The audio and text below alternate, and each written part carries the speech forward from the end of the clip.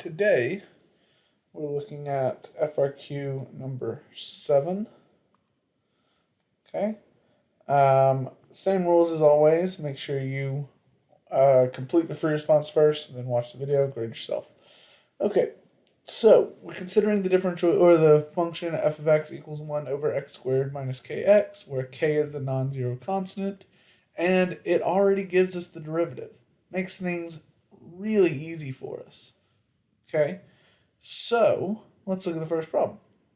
Let k equal 3 so that 1 over x squared minus 3x is now f of x. Write the equation for the tangent line of f at the point whose x coordinate is 4. Pretty easy.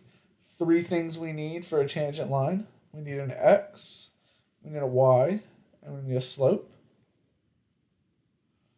And let's just put m.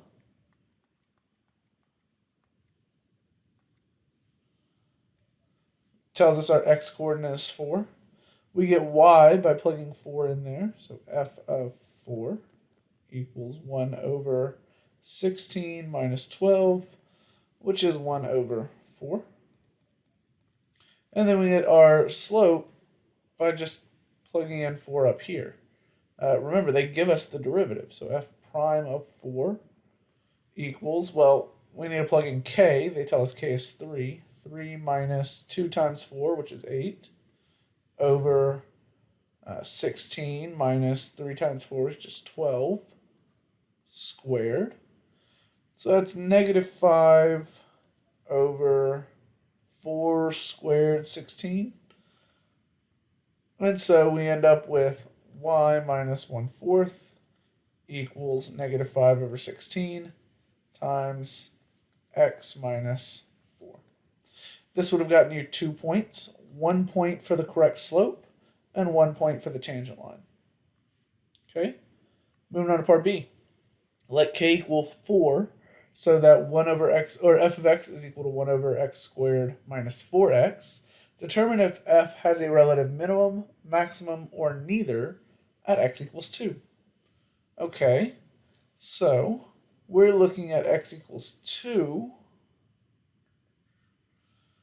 So f prime of x equals 4 minus 2x over x squared minus 4x squared. Now, what we could do here, and this is what I think I would personally do, is I'd just figure out all of my critical points and then do a normal first derivative test. So we are told, or not told, we're told that we definitely need to check 2. So if we find our critical points and we find that 2 isn't one of them, then we automatically have eliminated that as an option. If it is one of them, then we can move to the next step to figure out whether it's increasing or decreasing, or changing from increasing to decreasing, or decreasing to increasing. So let's start by finding the critical points. So critical points are where it equals 0. So it equals 0 when 4 minus 2x equals 0. So x equals 2. All right. So 2 is definitely a critical point, so it's not going to be neither. And then we get other critical points where the denominator is equal to 0. So x squared minus 4x equals 0, x equals 0, x equals 4. Okay, that's pretty easy. So we have 0, 2, 4. If we pick something smaller than 0, let's say negative 1, that's going to be a positive on top and a positive on bottom. In reality, it's going to be always a positive on bottom. So we get positive, which is decreasing. Then if we use something between 0 and 2, let's say positive 1, that's going to be positive on top, positive on bottom. I don't know why I put decreasing there. What am I doing, guys? Increasing. Then positive, that's also increasing. Then between 2 and 4, we can use 3. So if we plug in 3 here, we get a negative on top and a positive on bottom. So now we're down to a negative, decreasing. So this is really all we need. We just need to be able to look at 2. It goes from increasing to decreasing at 2, which tells us that it is, or x equals 2 is, well, let's find a better way to write this. F has a relative max at x equals 2 because the derivative changes from increasing to decreasing. All right, there's our response.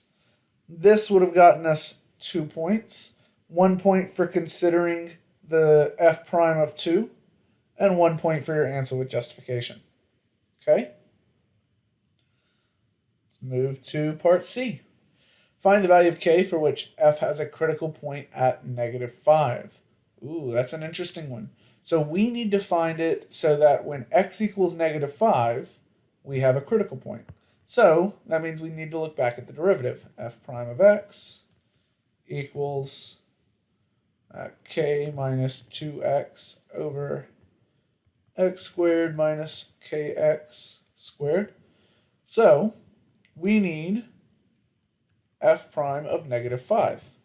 So k plus 10 over 25 plus 5k squared. Alrighty, there we go. Now, for it to have a critical point, we need one of two things to happen.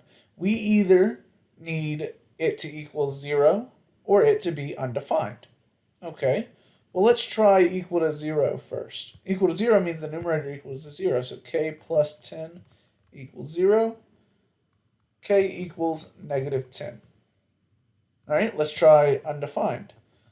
So it means 25 plus 5k equals 0. K equals -5. Alrighty, so we have two possible k's, but it specifically tells us find the value of k. They're very specific in the way they ask these questions. They know what they're asking for when they ask it.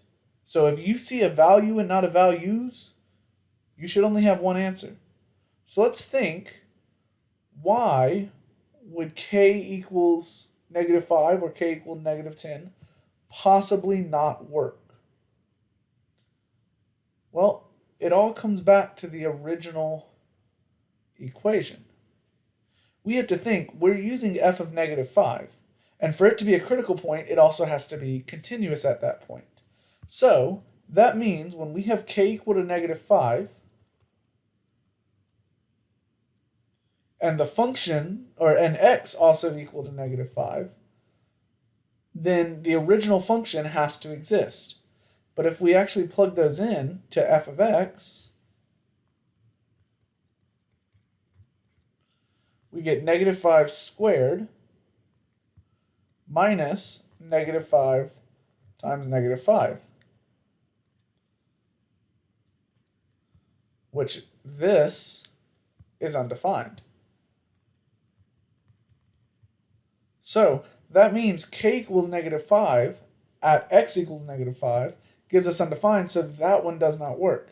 That means this is the only one that would work. So k equals -10 is our answer. And that is only 1 point. 1 point for getting the correct answer. All right, moving on to part D. Let k equal 6 so that f of x equals 1 over x squared minus 6x. Find the partial fraction decomposition for the function f. So we need to find the partial fraction decomposition. It tells us that is one part. And then it says to find the integral. Now, this gives us a hint. This means we are definitely going to be graded for getting the correct partial fraction decomposition. Okay, so let's get that set up first. F of x equals 1 over x squared minus 6x. Let's go off to the side and say 1 over x times x minus 6 is equal to some number a over x plus some number b over x minus 6. And then we know that 1 is equal to a times x minus 6 plus b times x. And so we can plug in two different x values. We're going to plug in x equals 0 and x equals 6. When we plug in x equals 0, we get 1 equals negative 6a, or a equals negative 1/6. When we plug in x equals 6, we get 1 equals 6b, or 1 over 6 equals b. So we can rewrite this right here as negative 1 over 6 over x plus 1 over 6 over x minus 6. Now, this is very important the way we write this, and we'll talk about points later, but we want to show that we are making these equal. That's what we're doing. This is an equivalent statement there. And now we're going to integrate. So we're doing the integral of f of x, and that's going to be equal to the integral of negative 1 over 6x dx plus the integral of 1 over 6 over x minus 6 dx. And what we can do to make our lives a little bit easier, I'm going to pull out a negative 1/6 here. That gives us a positive 1 over x dx that we're integrating, minus a 1 over x minus 6 dx. And I'm starting to run out of space, so I'm going to go ahead and erase my partial fraction work.